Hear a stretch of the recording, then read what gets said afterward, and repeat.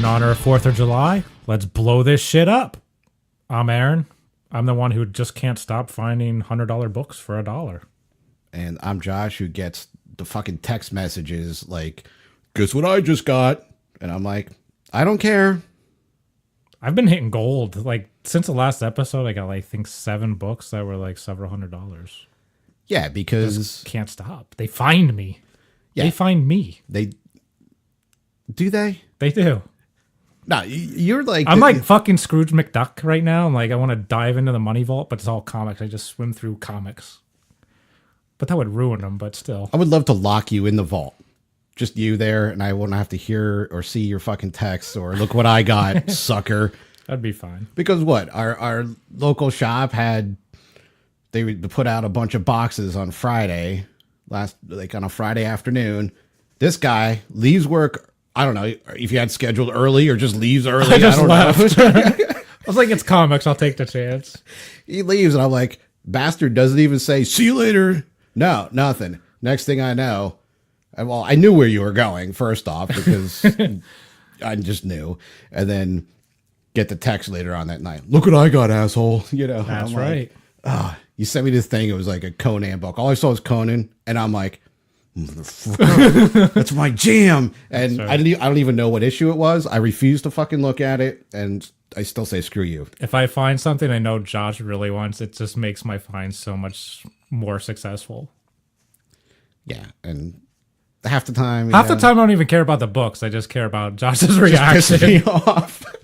Usually it's just like the simple emoji of the middle finger coming back to him, and you know, you get satisfaction out of rubbing it in, whatever. That's what she said. That's why you're the jock and I'm the hippie, I guess. You know, so no. Enough of that shit. So while we're on collectibles, there's a cool collectible coming out from Pop. They are making a cereal for Freddy Krueger and Jason Voorhees, and with it, you get like a Pop minifigure. So like as your cereal prize that you always got in the box, you're going to get a mini Freddy Pop and a mini Jason Pop. And the cereal is like blood red. It turns your milk to blood red. It's awesome. That is a great idea. It's going to be a FYE exclusive. So I saw today they have cereal there because I went to look for it. It's going to be out this month. They have other cereal, but it doesn't have the Pop figure, and it's fucking $12. Who's buying cereal for $12? But... So I'm guessing this is going to be like $20. Does anybody go to FYE except for Pop figures? Like, it seems like why the fuck is that store even in existence? There's have nothing no idea. there, nothing to get there whatsoever, but Pops. But that's an awesome. You showed me that the other day, and I was like, I'm into like unique collectibles because at this point I feel like I have everything. It's like I have all the figures. Do I need another new figure? No. But like a cool box of cereal with a Pop in it, I'm like, this is something unique to put on my shelf. Now, do you buy 2 boxes, one to eat and one to... I will not eat this. The health person I am, I can't eat that shit. You know you want to. No, I really don't. Like after a couple beers one night, you're going to look at that box and be like, bloody cereal. Although Friday the 13th is next week. That would be great. Go back and listen to the Adrian episode if you haven't. Segue. But... it would be kind of cool to eat Friday the 13th cereal on Friday the 13th. Why don't you just get fucking Cheerios and put fucking food coloring in your... So if I find it next Friday, I'll eat it. If not, I will not eat that. And will you put video up of it? Ooh, I could do that. All right. FYE, get on it so we can put a video up.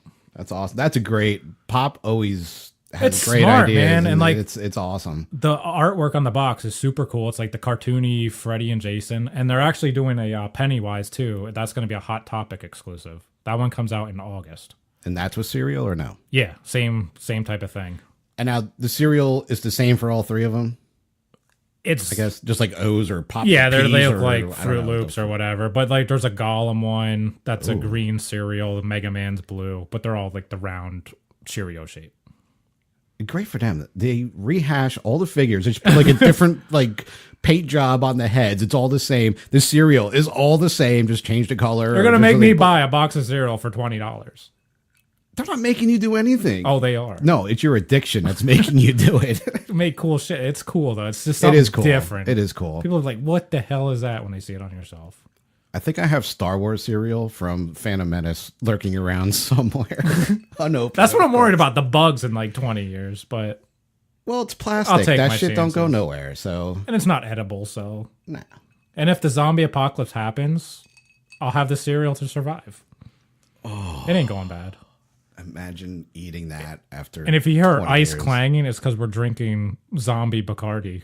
We just got it based on the name. No, you got it. I would never purchase this. I mean, I'm not. This is something I probably It's wouldn't not drink even good, but it's 13%, so let's just get ripped.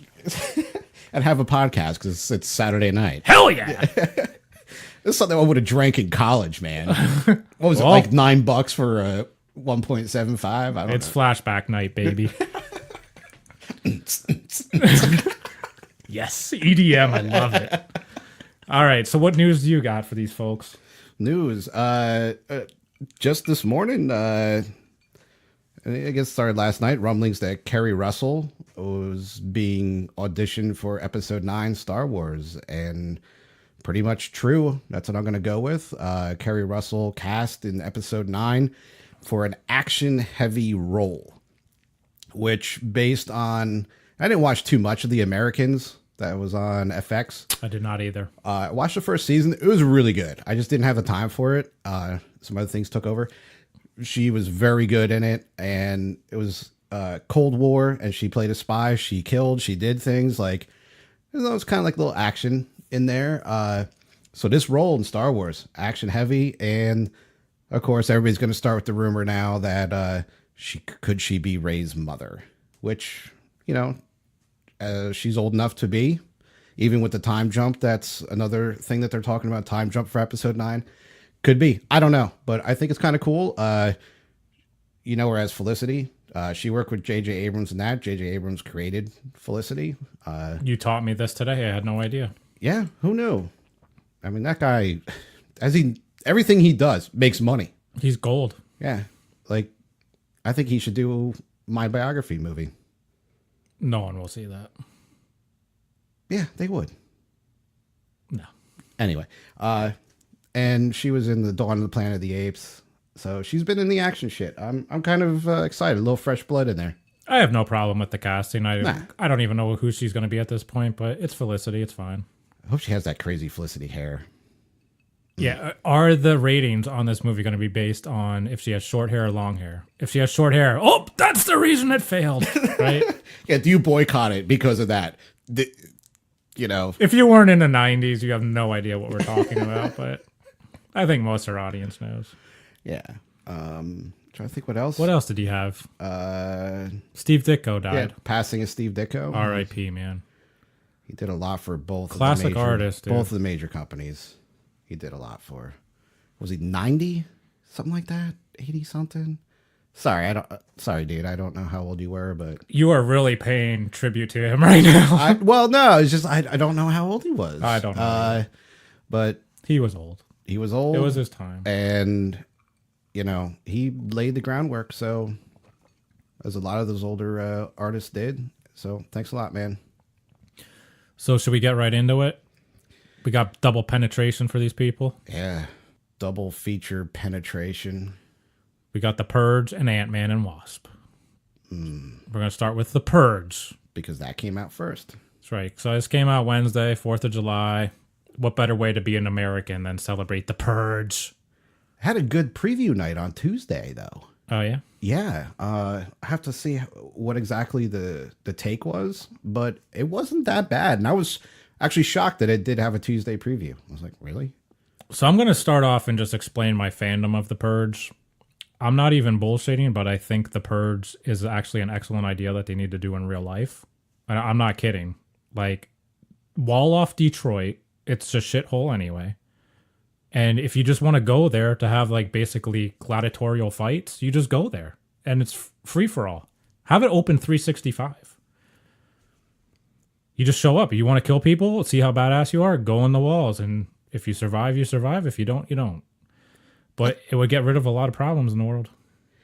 So you're basically right on there with the whole Thanos kind of aspect of life. I am. I honestly believe that. I'm not even kidding. I think it's almost necessary at this point. So to me, the concept of The Purge is just awesome. I've been fascinated with it since the start of the first movie.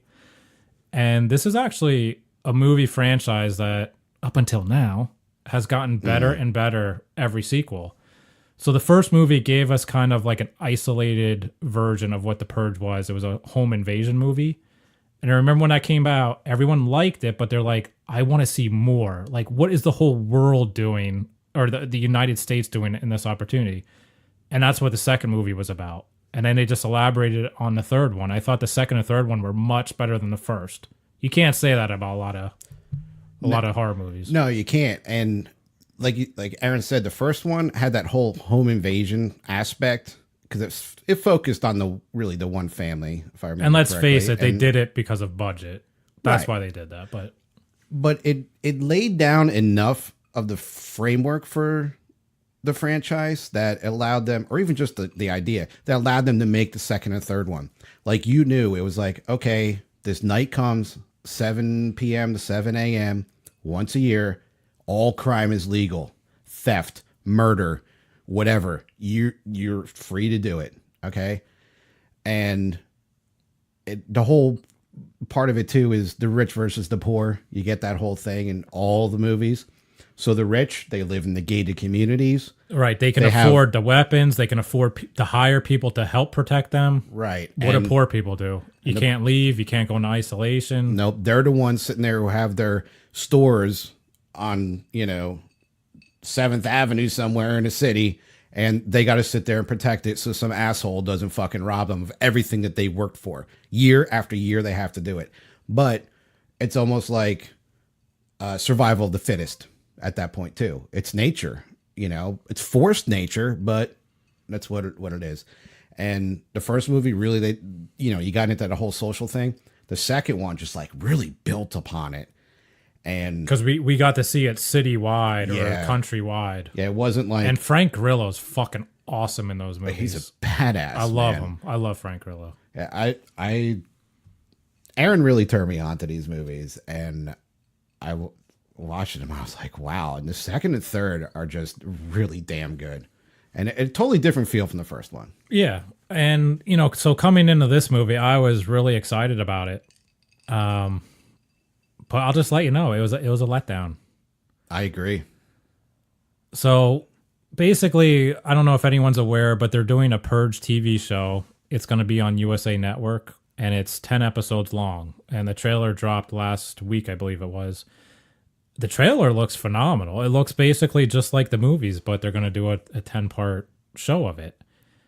And I'm going to touch on this a little bit further down in the podcast, but this movie probably should have just been drawn out and made into the TV show. You don't think that I think it's going to lead in. It led into it. We'll talk about it. I don't know. There's a scene in there, so we'll talk about it later. So basically the gist of this movie is this is the first ever purge. And, they allude to it in all the other movies that crime is so bad, people are so poor, the country can't sustain itself, so you're going to have the purge. And this is the first ever one which they wall off Staten Island. Yes. As basically the trial. And in order to keep people there, because everyone's so poor, they offer $5,000 for you to stay on the island.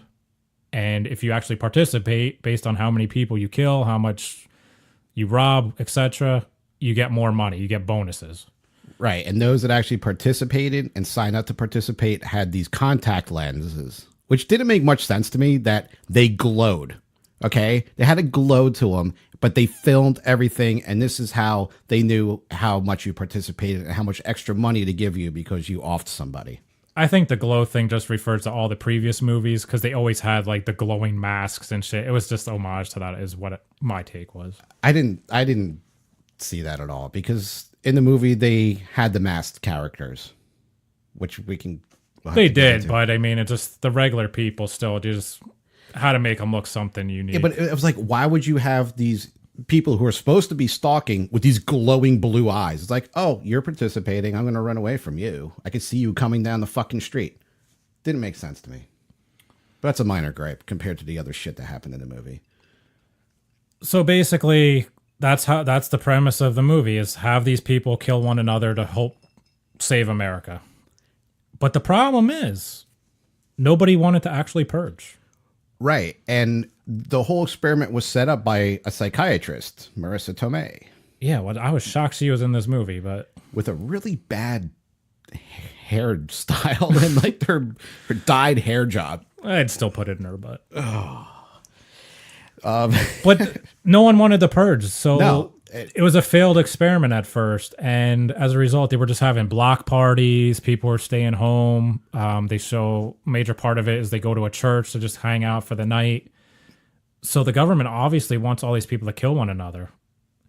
So they initiate their own violence. They bring in these mercenary groups to kind of exacerbate things and get things moving. So they start killing people, and that's when the shit finally goes down. But that was the major flaw of the movie was I understand the point. Not everybody wants the purge, but then you're going through half the movie and nobody's fucking doing anything. I'm watching the purge. I want to see people fucking kill. And nobody's doing anything. No, nobody's doing a damn thing, which was kind of cool because she sets up the experiment, right? This psychiatrist.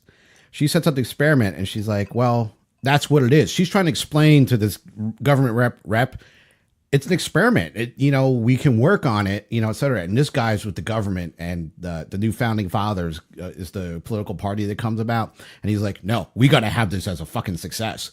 And like Aaron said, they bring in these mercenaries, Russians. They have them dressed up as like the KKK. Now you're talking about going into the ghettos. Yeah, it's all housing projects. And these high-rise projects in Staten Island.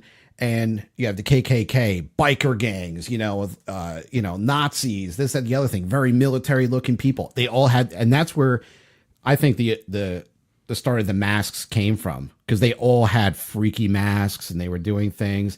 A couple of the side people did too. Well, the whole point of the mask is, if I was going out to purge and kill people, how could I go to work on the following day and be part of normal society? Like, I could kill people, but I don't want people to know that I am doing that. So that's why they wear the mask. True, but it's like, baby doll mask. It's like freaky mask. The guy with like the sucker face mask. It was kind of cool.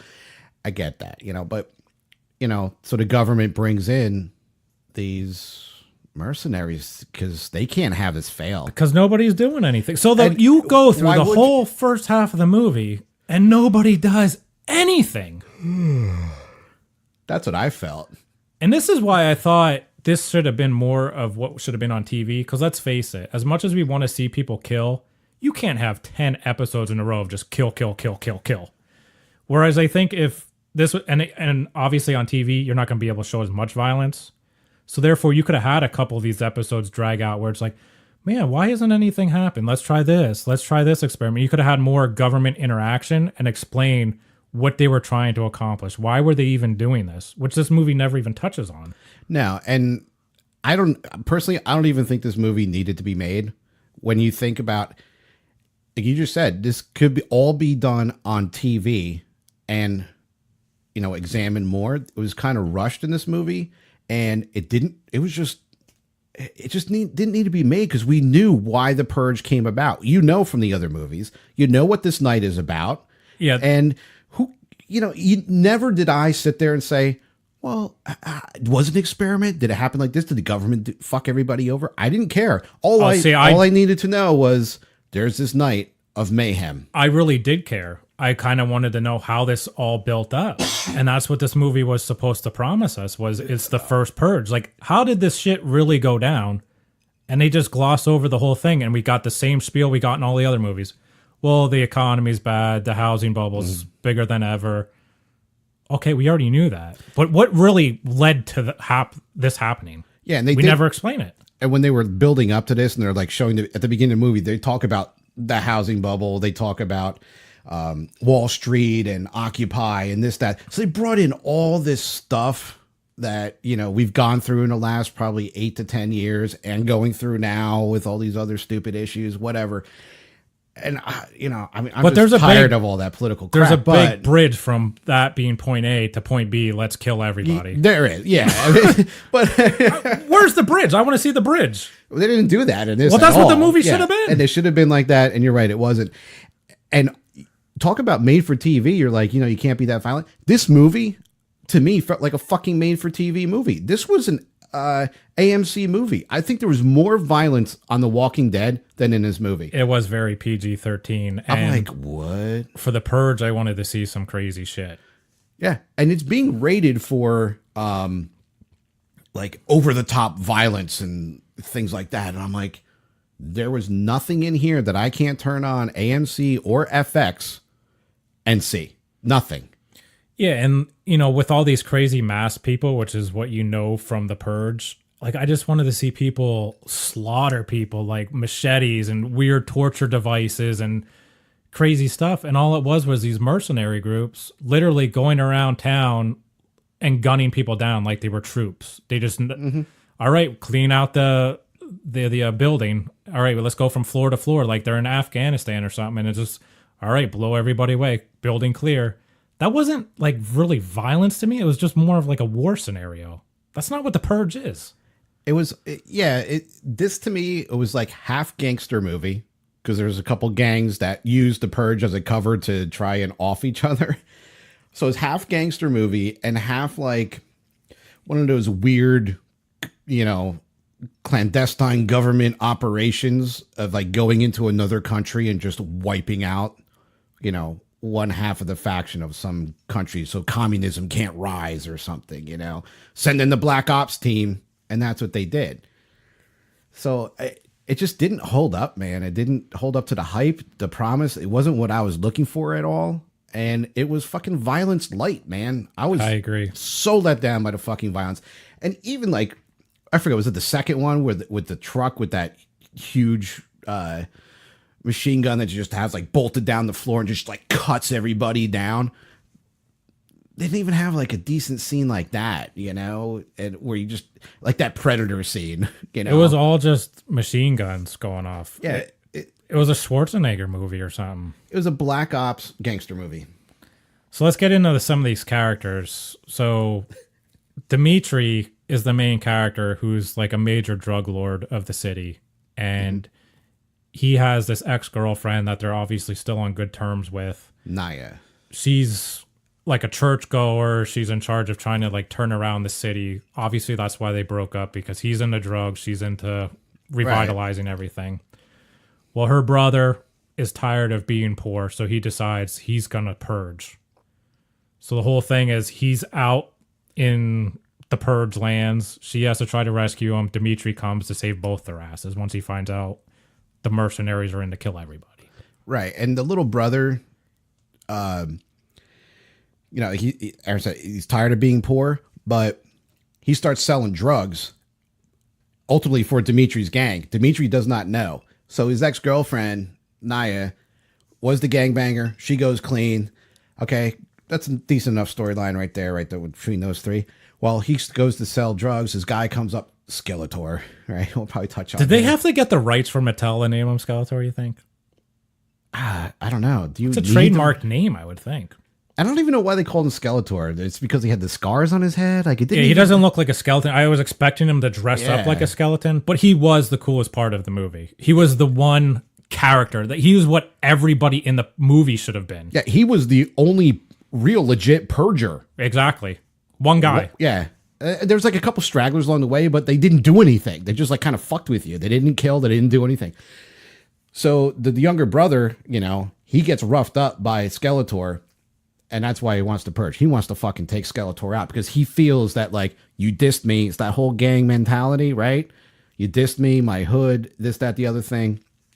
I'm going to take you out during the purge. Perfect cover. And Skeletor's like just the classic meth head. He's fucking crazy. He's fucking just, I want to kill everybody. Yeah, and he goes, give me a sample. Basically, you're new selling the drugs. Give me a sample. Everybody knows the Skeletor dude's just like a fucking freak. He's like, no, man, you got to pay for this shit, right? And he's like, next thing you know, he's like, okay. He turns around and it's quick, slashes the younger brother right in the fucking neck. That's what pushes him over the edge to purge.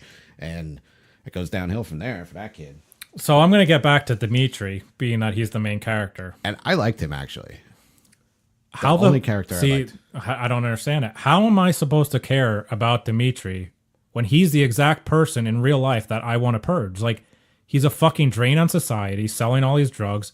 He does no good. He's killing people, runs guns. How am I supposed to care about a character like that you're just like, who cares if he fucking dies? He's fucking trash. Yeah, but in the long run, he ended up doing good. He's your anti-hero. Who doesn't like that? Who cares? He's a fucking thug. But it was so hard to root for him. I'm like, I don't care. He gets, he's gunned down. He's fucking part of Chirac. I don't care. Nah, I didn't mind him because I just kind of looked at it as like, you know, like a biker gang. Like Sons of Anarchy did good for their fucking community in ways. Yeah, they fucked a lot of people, killed a lot of people. Not fucked literally, but, you know, he still had the community in mind. Yeah, he sold fucking drugs, and it's a bad fucking thing, all right? Selling that shit. But he had the weird moral code that he had, and he was the anti-hero. He's just you one had of the to people, root for him. I think he should die in real life, therefore I can't root for him. In the other movies, you can sympathize with all the main characters. The first movie at the home invasion, it's just a dude trying to protect his family. Who doesn't want to do that? And then Frank Grillo's just a dude trying to get revenge for someone who killed his kid. Everyone can relate to that or feel sorry for him and be like, do you know what? Someone killed my kid in a fucking DUI. I'm going to kill that fucker in a purge too. Oh, yeah. I could easily sympathize with those characters. It made it a much better movie when you care. I could care less about fucking Dimitri. I'll be devil's advocate. Not saying I really am going to go with this as my side, but devil's advocate, he's a drug runner. He's a gangster. Was it Warmonger, right? Killmonger? Killmonger, whatever the fuck his name is. Inconsequential. I hate Marvel. No, I don't hate Marvel. Killmonger. He was almost an anti-hero. Like at the end, you were kind of rooting for him in a weird way. Like you felt bad for him because he grew up as like that bastard kid from. I was rooting for T'Challa more than him. Yeah, but he was the bastard kid who never got the chance, right? From Wakanda, he never got the fucking chance. They're very similar characters, and a lot of people and things that I read and people I talked to, they're like, man, you kind of felt bad for him because he did get screwed, and that made him into the person that he is. When you're coming from a poor society, I mean, I can only imagine, but it kind of shapes people to be a certain way. That's what I'm saying. You do what you got to do to survive, I guess. And I think that's what he was doing. But even his girlfriend broke up with him because he's a fucking scumbag. Well, yeah, because, he did take the ultimate decision to kill people before the purge. So, yeah, dude's not like the best person in the fucking world. Don't get me wrong. But, I mean... I just didn't like... I couldn't root for a guy like that. That's what killed it. Was this dude like... Was he a soldier at one point? Was he in the army? Because that dude knew how to pick up every fucking weapon, every fucking explosive, and make it work. He was like Steven Seagal in hand-to-hand combat. He was like, fucking snap your arm like a celery stick. How many necks did that motherfucker snap? I counted like at least 4. He's just like... He's not your typical gangbanger, that's for sure. No, not at all. But going back to that, you're saying about the military thing, do you think in the other movies they have the black military group? Do you think maybe Dimitri is the start of that? Oh, maybe. That's a good point there. They never talk about it. Maybe it's alluded, or that's what I was kind of thinking. And if so, I appreciate that because that would be cool to see, like, how did that start? Where did it come from? I wish they would have just flat out said it. But at the end, when he's walking out of the housing project and everyone's kind of like clapping, saying around him, "You're our hero." Right. Maybe that's what these people are like, we're going to form our own militia group. And they're like, make way. This is the king of, Staten Island. This project. The king's walking through. Like, this woman was just like, you make way. He saved your asses tonight. Maybe. And that's why I'm saying, like, he ended up being like, I kind of was like, yeah. That's why I kind of like that dude. But maybe, here's the other thing. I just kind of thought about this. So the government comes in and everybody on Staten Island knows that it was the government that fucked shit up that night. Okay?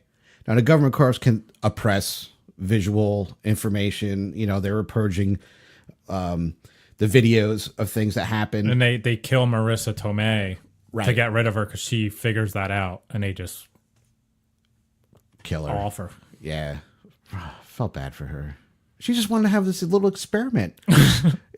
You know what? Maybe she should have done it with rats or monkeys first. Something.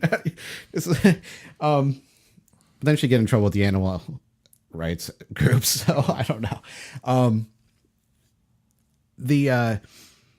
But don't you think enough word of mouth would have gotten out that it was the government that did the purging?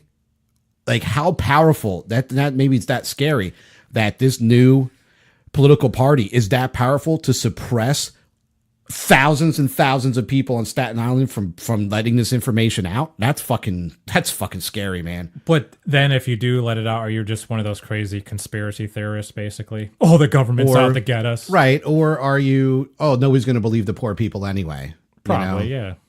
And look what they did to themselves. But look, no one even wants to believe the poor people. How do you even have this go into effect? They already want it to happen, or else it wouldn't even went into effect for a trial run. So the rich people who have all the power and make all the decisions, just like in the real life today, fucking corporate America makes every decision for us. They're doing the same. They're like, fuck you, lower class people. And just like you said before, wall off fucking Detroit. Why? It's one of the most poorest cities in the country, right? It's just abandoned buildings. And yeah, because it's fucking poor, dude. So, oh, interesting.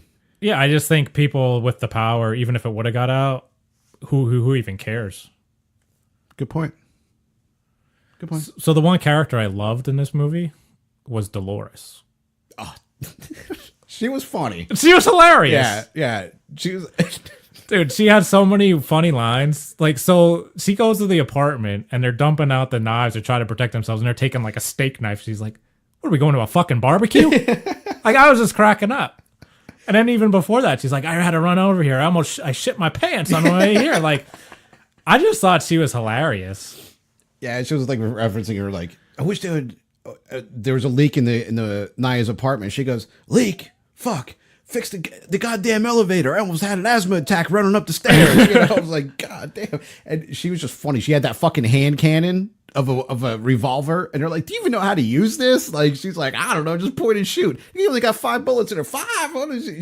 She was funny, and she was the one at the end that said, make way for the king. Yeah. The king's coming through. Like, but did it need the comedy relief? Because the violence wasn't even there. It wasn't even there, but or did you need it because the movie was that fucking bad? I almost laughed every time she talked. She was funny. She was like that over the top.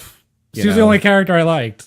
I don't know why. I thought she was funny. I like Dimitri though. So LaGuardia from Dexter was in it. I know. How awesome was that? I was like, look, I was staring at her and I was like, where do I know her from? Where do I know her from? And I was like, oh, yes. Great. So she's just like trying to protect her kid through the night. She's a good person, trying to get the church going. People was hanging out in church, and that was a cool thing in the church. They bring in this Nazi biker gang. Naya finds her brother, goes, let's go back to the church. They get to like across the street from the church. They see all these Harleys and lined up and these white power flags on them and shit. And just gunfire in the church. And they just basically fucking kill everybody. But it's all off camera too. We don't even get to see the mayhem. That was what really pissed me off. It's like, seriously? And even the aftermath was nothing, man. Even the scenes where you heard and saw stuff when they were going through the building, room to room, again, no different than any violence I would have seen on The Walking Dead, Sons of Anarchy, it was all Breaking Bad. The only, I think, stabbing, Skeletor at one point, he has like basically these Wolverine-looking claws made of syringes taped to his hands. That was cool. And he stabs a couple people with the syringes. I think he does take a knife, at the one point too, at the block party. Yeah, and he basically shivs the guy 30 times. Yeah. That's it. All the other stuff was just straight gun violence. That's not a horror movie, man. Okay, how about the scene? Was it Naya and her brother? And they're walking down the street. They're trying to get back to the church. And this guy comes up with a gun and just puts the gun right in their faces. And he's just laughing. He's like, ha. He's like, basically, you're going to fucking die, people. You're going to die. You're going to die. And he's just like, it's a fucking water gun. A water gun. Are you fucking kidding me? Stupid. Are you fucking kidding me?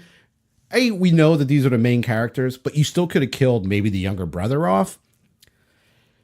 And you got to start this fucking shit. And, you know, going along those lines, there's a scene in the trailer where basically she gets like caught with her ankle and you start to see her drag into like the sewer grate and you think something crazy is going to happen. And then it cuts away. Yeah. Well, in the movie, she gets grabbed. She goes going into the sewer and then the guy just grabs her pussy. And that's all she says. She sprays mace in his face. It's like, oh, you pussy grabber. Yeah. And it was supposed to be a funny line because half the people laughed. I did not. I didn't think it was funny. I don't know. I guess. But I'm like, again, you could have had something really cool happen, like cut her fucking leg off with the thing, and he just grabs her vagina. Yeah, and I don't know that pussy grabbing is that funny, but I guess it is to some people. I don't know. I don't, the way she said it was like definitely meant as a one-liner. Yeah. It fell flat. Maybe if Dolores would have said it, I would have been cracking up. But I don't think anybody would grab hers, though. I would. With my teeth. Wow. I apologize for that. Love you, Dolores. Dolores and her clitoris. All right, so Is that a children's book? I don't have anything else on this movie unless you do. So I say let's rank this bitch. I'm trying to think what else I had about this. Honestly, didn't need to be made. I could have waited for this on fucking Blu-ray, or FX could have made it for me. The post-credit scenes, decent. Because did you stay for the end? Because they had the whole the trailer for the TV show. Oh, no, I did not stay for this. Yeah. I watched, so they had these scenes where it's basically a press conference and he's saying, this was such a success, we're going to do it nationwide. Right. Which is the next movie. But they never really say, like, what actually made it a success, what quantified it, at least from what I saw. No, it was an okay enough thing. And then at the end, they show the TV show trailer lead-in thing. And that was pretty cool. I was actually walking out because I just saw the first thing. I was like, oh, okay. And I wasn't expecting anything. And then I was like, oh, shit, there's more. But it actually does look kind of cool for the TV. I really like the trailer. To check it out. So. I'm definitely going to watch it. There's no doubt. Like, again, I love the idea of The Purge. So I'm going to rank this movie. I'm giving it a 5. And basically the 5 is because, again, I just like the idea of it. I believe in it. So that it's entertaining. As far as motherfucker. A theory to me, it's very entertaining. The execution of this movie was just not there. And there was no violence. 5. I agree with everything that you said. And because I gave Infinity War a 5, I'm giving this a 4. Ooh, so Infinity War is finally better than something, at least. I was going to give it a 4.5 just to piss you off. But you know what? I was kind of entertained. I don't want to be kind of entertained because I had to wait for entertaining parts in this movie. I don't want that. You know, I want to be entertained the whole way. Even slow parts in a movie should fucking entertain you at one point. I would rewatch this movie, but it's got to be like a Blu-ray thing. I would don't go to the theater to see this. This is not a theater must-have. No. And I would rewatch this on TV on a Sunday rainy afternoon because they're not going to cut one fucking thing out of this. 4. All right, so there you have it. All right, so halftime part of the show, man. So you know what that means? Our plugs. Ooh. So, as always, Aaron and I here at Dysfunctional Nerdcast, thank you for your support. Appreciate it. Give us those 5-star ratings. Yeah. Please. iTunes, Google Play, all of it. Anywhere you can. There's always new podcasting apps coming up. I think there's one, Castbox or something, that I was told about this week. We already got like 4 followers on that. So, and it's brand new. Never even heard of it. Someone. So if you're one of those listeners, email us at dysfunctionalnerdcast@gmail.com. Let us know how you heard of us. Offer any suggestions, anything you want to hear, let us know. We'll give you a shout out. Yeah. As in, we're on Facebook. Got our own little page there. We put up, little quips here and there. Ask you questions and whatnot. And on the Twitter, our Twitter handle is @DNerdcast. And never know what kind of news we're going to put up there. If it's something in between shows, we're not going to wait to talk about it. Hey, check it out. Here's a link. Go look at it. And hopefully we get that video of me eating cereal. Who doesn't want to see that? I hope so. Can you do it in like a tank top like you're wearing now? Hell yeah. I got the bro tank on. I'll say Dimitri was fucking jacked. Yeah, dude. I wish I was like Dimitri. You're my Dimitri. I don't know if I should be flattered or disgusted, but I'm your Wookiee. You're my Dimitri. Anyway, that's our social media plug. But again, every little review and 5-star does help us out. How does it help us out? It helps us get sponsors. It helps us grow. Helps us get more equipment into the show and everything. It helps. But trust us. So part 2. Let's do it. Antman and the Wasp, baby. A&W. Tastes great, I guess. Are they sponsoring us? No. It's just Antman and Wasp. I wasn't referring to root beer. Oh. We have to pay for that, I think. We would have to pay them. We have to pay them. Yeah. I liked it. I liked it too. It was a good movie. I said, for a movie, I didn't like the first one of The Purge. I could talk an hour about it. The Ant-Man, even though I liked it, I don't have much to say about it. It was good. It's basically the same as the first one, but not in a boring way. It was everything you expected it and wanted it to be. They gave us, and that's that. So end of show. Good night. So fine, then I'll argue with you just because. No, the only thing I want to get right into is the only thing, and I think this is what everybody wants to know, is how does this movie tie into Infinity War? Right? Yeah, spoil it. So this movie doesn't tie into Infinity War until the post-credit scene. So they send Scott into the quantum realm to get whatever quantum energy to help the Ghost character. Right, which I got to bring up something about her later after you're done with this. Remind me. So he goes in and you hear the walkie-talkie of Hank and Hope and the mom. I can't remember her name. But they're there and they're... Janet. And, they're talking back and forth and then you hear the walkie-talkie cut off. And Scott's like, quit fucking around. You told us not to screw around here.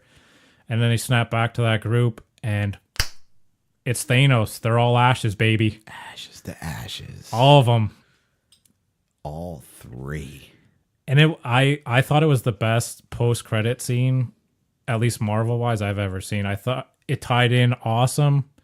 It was impactful because even when it happened, I was like, oh, damn. Even though they're alive, but you're like, fuck. How's he going to get out? That was like the reaction of like maybe like 4 of the nerds that were in there in the theater with me today watching it. And it was, it was the same thing as Infinity War, which it didn't affect me that much, but, damn, they're gone. How's he going to get out? I'm sure he's going to find a fucking way. Okay. Well, obviously. I'm sure they're not dead. So if you're upset and basically crying over this, get a fucking grip. Okay. Get a fucking life. Everybody's coming back. They just brought Janet back. She was around for 2 minutes and killed Michelle Pfeiffer off just like that. And I did like the whole tie-in because the whole time you're kind of wondering, all right, you get the whole background of why he's under house arrest. He wasn't talking to Hank Pym and Hope at all. He couldn't have any contact with them. He couldn't have any contact with anybody who violated that order in Civil War. And Hope and Hank are angry at him because of Civil War. Right. He took the suit. So he took the suit to fight with the Avengers, and they weren't in support of that, basically. Right. So he's under his house arrest, and he has 3 fucking days left on his house arrest, and all this shit happens in like those 3 days, which I thought was it was cool because I like that added to the vibe of the movie of like so much pressure to get all this shit done in 3 days, so he can and not get caught, so he can be free. Yeah, I mean the whole movie was good. The whole movie takes place as a very isolated event. Nothing is affecting the universe per se. It's only involving them. So the whole gist is they have to go into the quantum realm because when Scott comes back at the end of the first movie, he realizes obviously we can get people back. Hank wants to get his wife back. So the whole movie is just about how do we get her back. Right. And then you have like the side thing of the Ghost character who her father was working with Hank and Lawrence Fishburne's character. In typical Marvel or comic scenario, an explosion happens. Their body morphs into some kind of weird phasing in and out thing. Her cells are half in the quantum realm, half not. Right. So she's like half in the real world, half not. She can like materialize, not materialize. And but she she's explains dying. that like her cells are always ripping apart and being Right. put back together, so it's extremely painful. Right, but she only has like basically 3 days to live too. Yeah. So the same amount of time that like Scott has to like be off a house arrest, she has that amount of time to find a cure. And the two stories wove together pretty good, and I like that. I liked that. You know, you had 2 storylines. It wasn't crazy. You basically had 2 storylines. Let's get Janet back, and the ghost is looking for a cure. Right, and for her to find a cure, it goes directly against what Scott and Hank are trying to do to bring the mom back, because if she gets the cure, the mom can't come back at all. Right. So basically, and that's the one thing I had major fault with this movie, there's really no villain. Because the villain is Ghost, but she's not even bad. She's just trying to fucking survive. Right. So I'm like, I just didn't like that. I want a villain, dude. It's a comic book. And that's what I wanted to bring up, and I just wrote that down. Is the ghost at the end? You're like, let's cure her. Let's get her cure. Like, and that's when he goes into in the post credit, the quantum realm, to actually get the stuff to help cure her. So they're on the same page too. Again, another anti-hero. This is like Dimitri. She was not even an anti-hero. She's just... Well, she killed. She was all up for herself. She didn't actually kill anybody. She said in the past that she stole shit. That she did bad things. She hurt people. I took it as she killed. She did, because the government made her kill people as part of her ghost protocol or whatever. That's a Tom Clancy thing, but anyway. Good reference.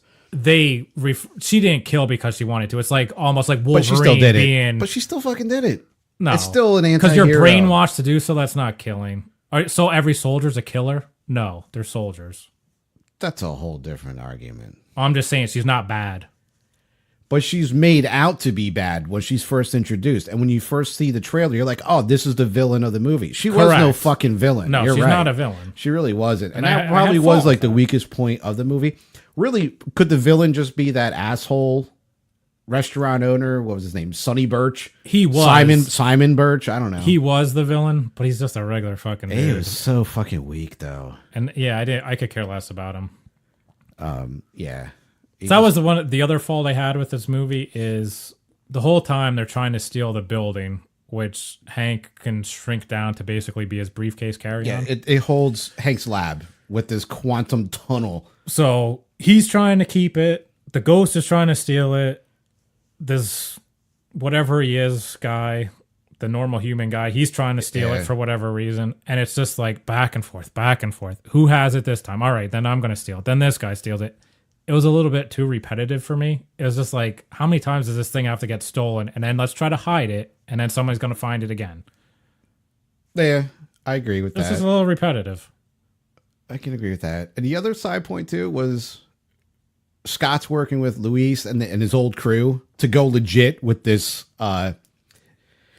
firm that they created to do security. Ex-con. Yeah, ex-con is called. It's security for businesses and whatnot. They're trying to land all these deals and everything.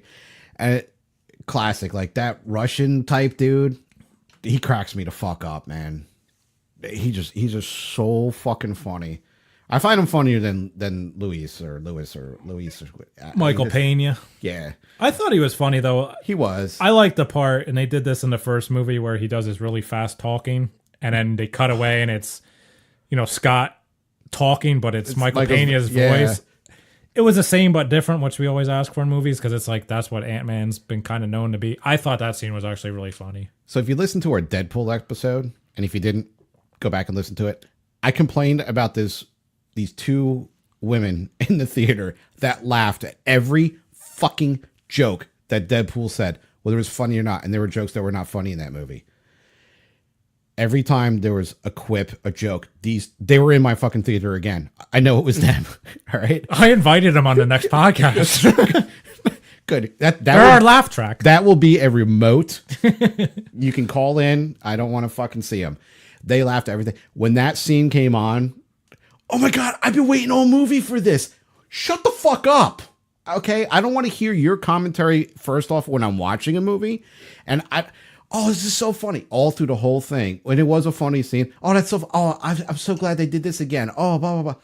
But it's funny that... Did you not think they were going to do it? Of course they're going to do it. But it's funny that they would even say that. Like, I've been waiting all movie for this. Because it's kind of like, if you're going to do an Ant-Man movie, you have to have one of those in it.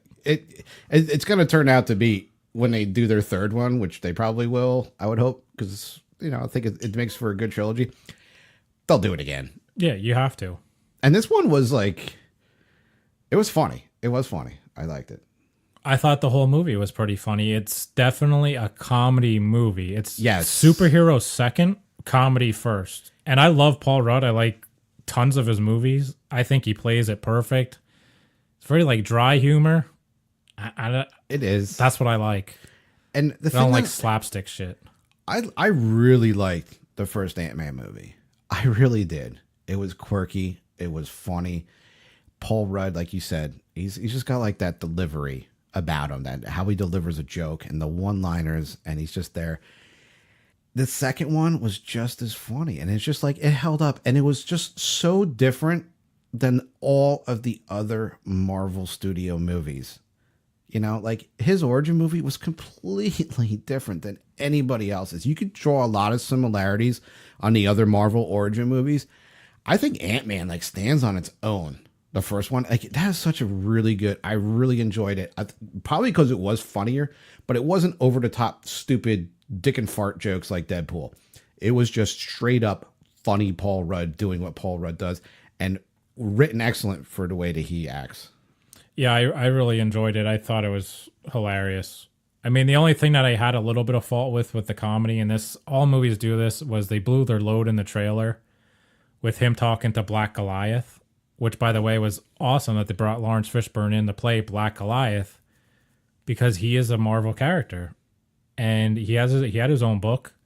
So it's like, damn well they're never going to make a movie of him. So it's like a way to get another character into the movies. And if by chance 100 movies from now they somehow go like, we're making a Black Goliath movie, guess what? We already have a piece of him. We'll be more interested. So now fucking make his origin. But anyway. They do the whole thing about basically comparing sizes, which is like the classic compare dick sizes. And it was hilarious when I saw it in the trailer. But then when you watch in the movie, you're like, eh. Because I've seen it 10 times. I agree with that. So it's like, if you just leave the classic jokes to be in the movie, it would have worked out so much better. The scene that I thought was really funny was they realized that Scott Lang, when he goes back, when he was in the quantum realm, somehow bonded with Janet, the wife. So he has like this dream. He's awkward. He's in the bathtub, but he's in the bathtub. He has like this dream, and he realizes that he's kind of like synced with her somehow from the quantum realm. And then they, Hank Pym and Hope realize this later on. And so they're in the lab somewhere, and they're getting all this, the quantum tunnel running. And all of a sudden, like, Janet takes over Scott Lang's body, and he runs to the computer and starts like typing. No, you got to use this equation and do this and blah blah. And they're like, no, you're gonna fuck everything up. They didn't curse, but you're gonna screw everything. Fuck yeah, you're gonna fuck everything up. It's a Marvel movie. You say fuck a lot. They should say fuck in a Marvel movie. Fuck. God, that would make me so happy.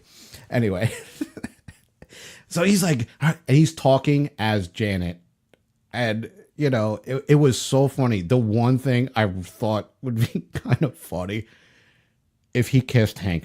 See, you said that. I was waiting for it. I was waiting for it the entire time because I thought it would have just been like Hank disgusted and be like, what the fuck is going on? Like a slap or something, but they're holding hands. But I was like, maybe Michael Douglas just does not want that. Yeah, he's like, no, I'm Michael fucking Douglas. But they held hands. Yeah, he's like, what the fuck? That was enough for the disgust. Because don't you think if he took over the body, she would have kissed him? She hasn't seen him in 30 years. Yeah. I thought the same thing. I was waiting for it. It was funny. Like, he's like caressing Hope's head, like, oh, my darling daughter, I missed you so much. I'm like, oh, he's going to fucking kiss him. He's going to fucking do it. No. But no. Not that we're into that. Although if you are, nothing wrong with it. No, but it's just... not our forte, but it would have been funny. I thought that would have been hilarious in that scene. It really would. And you do get like the giant man thing again towards the end. And I thought that was great. He's what you saw in the trailer. He's like trying to stop the truck and the people are like eating in the restaurant. It's like, like the scene, he's like pushing the truck back. It's all this noise, like cuts to the inside of the restaurant. It's like quiet. You just see like this giant man trying to stop a truck. And then he's like using it when he was using it as like a scooter. I'm like, I did that with my Tonka dump truck. Yeah. When I was like 4. Like I remember that. What kid didn't do that? Now the only guy that the main detective, he really borderline on stupid versus funny. He was like right on the cusp. Sometimes he was really stupid and I'm like, oh God, you're going a little too far. And then other times he was funny. What did you think? The FBI agent, right? Yeah. Was his name Wu? I don't know. He was Asian, but I don't know. So I'm like, is this the guy from Jurassic World? Like, I'm not being stereotypical, but I was like, Wu? I didn't catch his name. But yeah, he was the bumbling Keystone Cop kind of thing. At the end, I found him funny when he was like asking him to go to dinner, and he's like, "Why are you asking me to go to dinner?" He's like, "I'm not. But if you want to, I'll go." Yeah, like, there was a whole scene that I have no fucking life because I'm an FBI agent. Nobody fucking likes me. Didn't they say something like what FBI stands for? No, I didn't catch that. No. Oh, what was that in The Purge? I forget. No, I think it was an Antman. We both saw those movies within like 2 days. I saw Purge on Thursday and Antman today. And I'm merging both. How awesome would that be? Antman and Wasp Purge. So the best scene, or I don't know if it's the best, but one of the funniest things was the Stan Lee cameo. Dude, I pissed my pants. That is the best, hands down, Stan Lee cameo. I'll go on record with that. Deadpool was the best when he's in the strip joint as the fucking DJ, but this might be second best. No, this is my favorite, dude. So they shrink his car with one of those little fucking discs that they throw, and he thinks it just disappeared, and he says something like, "Oh, the 60s have caught up to me," or something. Yeah, and he goes, "The 60s were a good time, but they really caught up with me." I was cracking up. Yeah, the kid had no clue, but I think he laughed anyway, and I was like, I was just laughing. He goes, "Why is that funny?" He's laughing. Why is that funny? I'm like, you'll learn one day, maybe. I don't know. The 60s were a funny time. Yeah, I loved it. The thing I like most about Ant-Man and Wasp is the fight scenes. They do such really a good job of the shrinking and growing thing and how it would actually play out. It's just like something so unique. You know, like we're going back to the Purge with the Dimitri shit. It's just Steven Seagal. You've seen it. Every movie has it. This is like a whole new take on what you would do. Now, who do you think did the better job of the growing and shrinking thing, Ant-Man or Wasp? Probably Wasp. I definitely the Wasp. I mean, they're kind of equal. Well, Ant-Man's suit was breaking the entire time, so he couldn't really shrink and grow at will. That was one thing that did get a little annoying for me, honestly. That's a very small nitpick, because he's like, every single time he needed to grow or smaller, this, that, the other, it didn't fucking work. His suit did not work because he had like some weird prototype suit. But that's a weak, minor nitpick. And Wasp was awesome. Yeah, Wasp, she was really the featured character. Like, it should have really been called Wasp and Ant-Man. Yeah. And, Kevin Feige is saying, in the next Marvel Phase 3 that they're going to have more women superheroes than male superheroes. And I feel like they're going that way with this movie. I mean, they're easing it in, too. And it's not over the top. No, this was not like overcompensating. Exactly. It wasn't deliberate beating it over your head. It was just, she's an awesome character. It wasn't an L3 type character. No, it was perfect. And Evangeline Lilly. Oh, my God, she's so hot anyway. Did she get more beautiful throughout the movie? Like, the more she fought and the I don't more... know about that, but she got rid of those stupid fucking bangs from the first movie. Yeah. So, but there was one thing that I'll gripe a little bit about her characters. Like, at the beginning, she's like, "Oh, Scott Lang," and she kept rolling her eyes and doing shit. And then, but at the same time, she's kind of like, "Oh, I kind of like him," And then it's like, because they're still in love, but they know they really can't be. But she went from like the strong woman to goo goo eyes, in like a matter of like that. Now, just it was the same as Jurassic World, right? They're out of love, but then they start kissing when they're in the heat of the moment. It's like, I guess the passion builds with all the action. But I was reading, and they're clearly dating at the end of the movie. Yeah, which was another hilarious scene. They're at the drive-in, and you realize hilarious. They shrunk down and they're in like Matchbox cards in front of his laptop. Yeah, and it looks like a drive-in. And what are they watching? Some ant movie from them. I don't know. It's an old. Some shit from like the 50s or 40s. Dude, you gotta watch that movie. You never watched that? No. I want to say that hello, it's black and white. Yeah, no, I don't watch that shit. Yeah, God gave me eyes to see color. Monster movies, come on. No, fuck that. Oh my god. I want to say I can't remember. Very famous, like so famous we don't even know who they are. Whoever played fucking Cleopatra in Cleopatra, married to Rock Hudson, maybe. What the fuck was her name? Anyway, nobody cares. She was in it, I think. I could be wrong. Anyway, great fucking movie. Some weird desert island thing, or in the desert, and like the radio. It's a whole classic 50s radioactive. Ants get big and fucking just like wreak havoc. And of course, they're watching it because it's Antman. Hilarious. That was fucking funny, man. It was a good scene. The one scene that was like going back to his suit malfunctioning is when they go to Cassie's school, and he's kind of like shrunken down to like, I don't know, jockey size maybe. Dude, that was funny. It was a funny scene because when he gets back in the van, they're like, oh, they're making fun of him being a school kid, and they're like, oh, do you want some string cheese and a yogurt or something? And he's like, do you have any? Do you want juice and string cheese? But he's running through the school with like this hoodie on, and like if you see like 8-year-old kids that wear like their parents' hoodies, and they're like, he's flailing his arms, his hands aren't even out of the sleeve. It's like it was a hilarious scene. So, everybody was laughing in the theater. Very funny scene, but was it just me or was the scale like drastically wrong? Like his proportions were not right to his height. It looked ridiculous. That's a good point. And whenever he was that height, because he happened again, he was that height, but in the suit, it was still off. Yeah, I don't know what they just totally fucked that up. Yeah, they did. It just looked bad. They did screw that one up. But I mean, overall, the whole gist of the scene of that was fucking hilarious. Yeah, it was funny concept wise. It's just CGI or whatever they did with the double shooting did not work. But I was saying earlier, like I thought the beginning was a little slow for me. You didn't catch that at all. No. But I thought that like, people were really bitching about Solo being so slow at the beginning, and we said it's 45 minutes of straight fucking action. This didn't have straight fucking action, but to me, I don't know if I was just like tired at the time, but by the time that big kitchen fight scene came in, and you see it in the trailer, I felt like where she's running up the blade, the time that kicked in, I was just like, oh, okay. Then I kind of like got a little slower for me. For some reason, I don't know why. Maybe if I catch it a second time, which I won't go see in the theater a second time, but if I see it a second time, maybe I'll feel differently, but it really didn't have an effect on the way my outlook on the movie, but to me it just seemed a little bit slow. It didn't have, that was only like the major action scene in the beginning was that kitchen scene. Yeah, but I felt like that was 20 minutes into it, and the movie sets it up. Yeah, but there was a lot of story. There was a lot of story in the first 45 minutes. It's not a comic book movie, dude. It's a comedy. Yeah, but and it sets it up as a comedy. The whole beginning is jokes and jokes. It's a comedy. So you don't need to have people actually fighting. It's still entertaining because they're just setting up one-liners. Maybe we need like that better compromise of the comedy and action. I could have interjected a little bit more action, but it doesn't have an effect on my... no fault in it at all. Just, I don't know. For some reason, I did yawn and I kind of like did a couple of head bobs. I don't know why. Don't know. The way it felt at the time.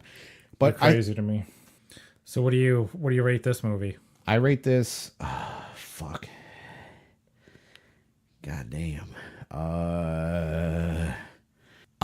It's right on par with like Solo for me. Like I want to say 7, but I think it's a little bit better. I'm not hating on this at all. I could give it like, oh fuck, I'm like struggling. This is not rocket science, man. No, but I'm like, while you think, I'm gonna give it an 8. I give it a 7.5. All right, I give it an 8. I just thought it was a very good movie. It's the same as the last one, but slightly different, which is what we always say we want. It was what you expected, and they gave it to us. But sometimes, hey, it didn't underperform. They didn't fuck anything up. They didn't go too crazy like Last Jedi did to make it totally something new, and you hate it. It is what it is. Very solid movie, but it wasn't anything groundbreaking new. I think that's the only reason why I can't give it like a really solid 8 is because it was a little bit of the same, but it's what I expected. So if it's something that I expect and it wasn't groundbreaking. But it's just like, look at The Purge. We thought we would expect it, and it didn't deliver, and therefore it's bad. Yeah. At least this delivered. It gave us everything we thought it would be, therefore it's good. That is good. Fuck it. I'll bump it to an 8. Well, there you go. This guy... Double 8. I'll give it an 8. That bitch. And I did like this. A little tiny, not much, but tiny bit better than the first one. But I really do fucking like the first one. And I think I told you this week, I would have given the first one an 8. There you go. So these are 2 8 movies. 88s. So I want to get into the spec of Antman. So for all you comic nerds out there, Aaron's spec bi-weekly spec. This is spec Antman. Bum, bum, bum. Everyone knows Marvel Premiere 47 is first Scott. You're not going to find that book in dollar bins. It's several $100s now. You should have got it before the first movie came out, like I did, for like $20. But the movie or the book's the spec on is A Next number 7 and A Next number 10. All right. So these movies these books don't take place within the Marvel 616 universe, which is like the core universe. They're kind of expanded universe, so to speak. But A Next number 7 is the first Hope. That's her first cameo appearance. And 10's obviously her first full appearance. These books are only like $20, $30 right now, but you can still pick them out of dollar bins, no problem. I think with how strong we said her character is, I think she's going to be a major part of the next Infinity War. Kevin Feige saying that they're going to push women more and more. She's going to be a main player. And I don't care if the book doesn't take place in the 616. It's still her first appearance no matter what. That book's going to skyrocket. It's like way behind. I would pay the $20 for it, $30. No, but you find them in dollar bins all the time. It's nice and taking every one. You talk about like this is not her first movie, I hope, but between her becoming more of a powerful character in this one and interview with Evangeline Lilly coming out of this, promotion for Ant-Man and Wasp, she's saying how much her and Brie Larson worked together on Avengers 4. She's going to be a major character, the Wasp, more of a major character than a minor, in Avengers 4, and working with, obviously, Captain Marvel. Those two characters, you're onto something. Yeah, so that book's like from the early 2000s, and A Next was not popular. It's obviously like a play on what the next Avengers were going to be. It's kind of like a kiddier book with everybody having their own kids, and like there's a Juggernaut and so forth. So it doesn't have that big a print run because it was a failure. I think it only lasted 12 issues. But again, I would 100% snag those books. The other main spec, I think, with Cassie being Scott's daughter, obviously, in Astonishing Ant-Man 6, which only came out a few years ago, she becomes Stinger. That's her first ever appearance as Stinger. Again, new superhero. It's Cassie. She's in the movies.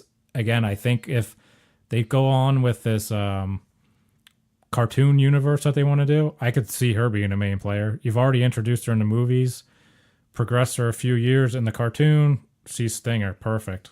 And the book's like $20 now, so I would snag those. And again, it's a newer book. You could probably find them for around cover price.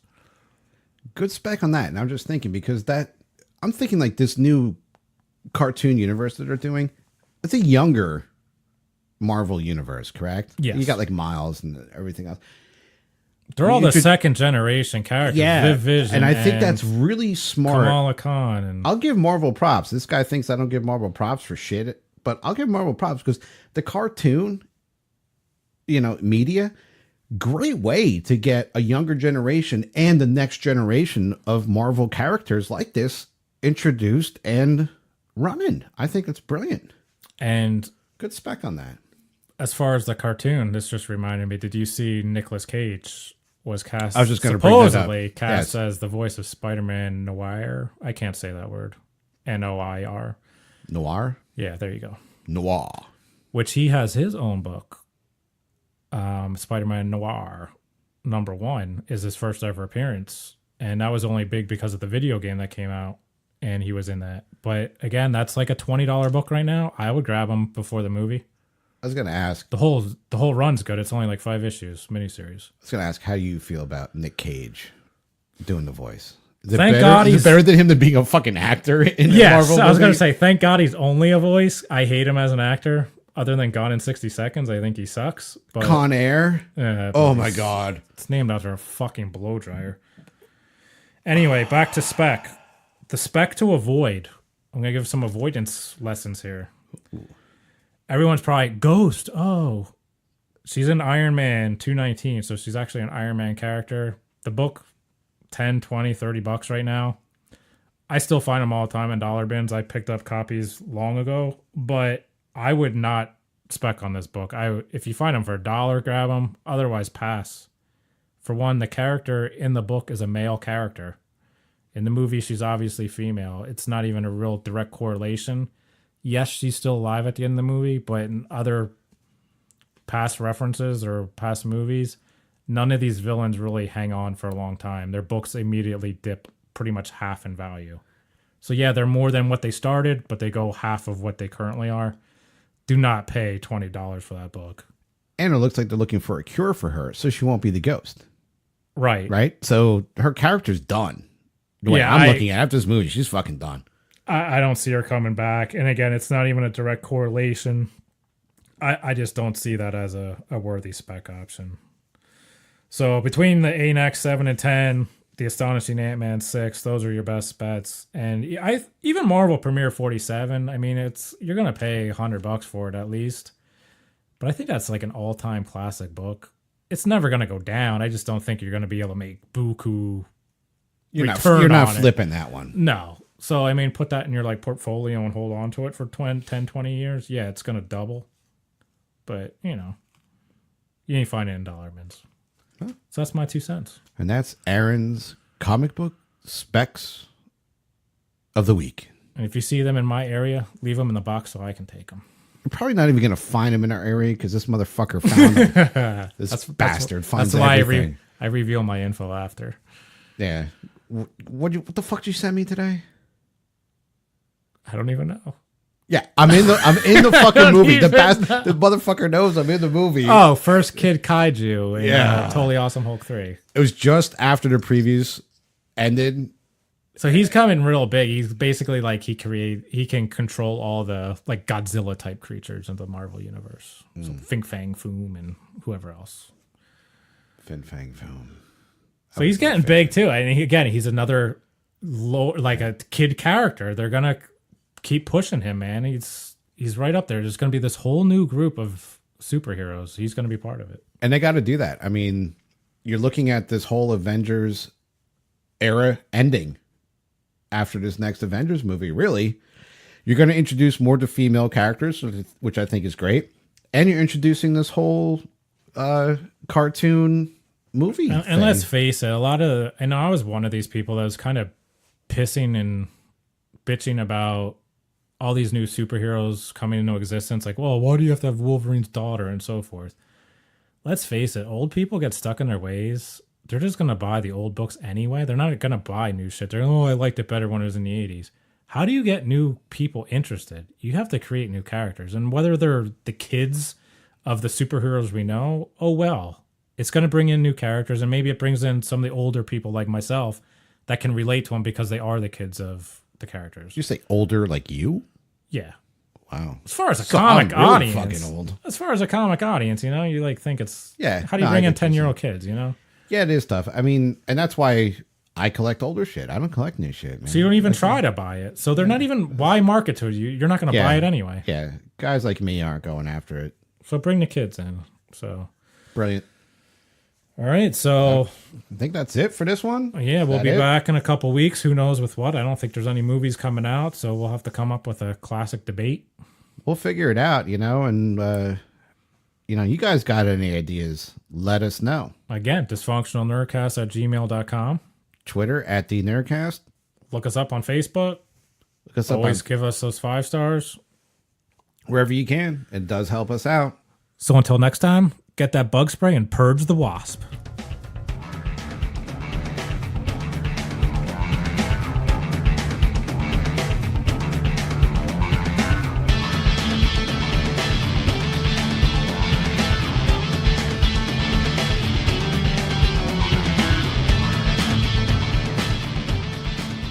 We'd like to give our first shout out on the podcast to. Well, it's technically like our second, but this is the first post-credit teaser shout out. Yeah, and our first. See if the real fans listen. Yeah, we want to know who the fuck is really listening to our podcast, which we know a lot of people are because we're nationwide, right? But to our number one fan, we think he's our number one fan. I mean, the dude at this is. point, yes. Yeah, we work with this guy, right? And we just want to say and give a shout out to John Yasudas, our coworker and number one fan.